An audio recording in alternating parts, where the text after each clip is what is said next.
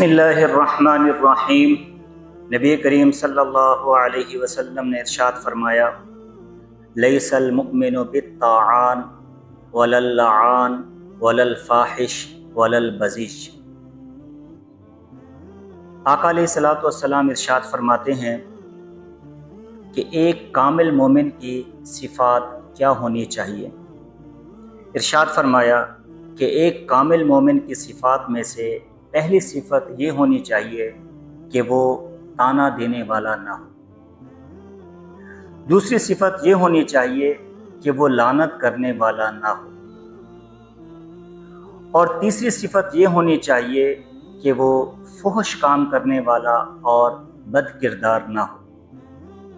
اور چوتھی صفت ایک مومن کی یہ ہونی چاہیے کہ وہ بیہودہ گفتگو کرنے والا نہ ہو۔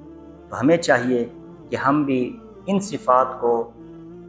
صفات سے اپنے آپ کو بچا کر اپنے ایمان کو کامل کرنے والے بن جائیں۔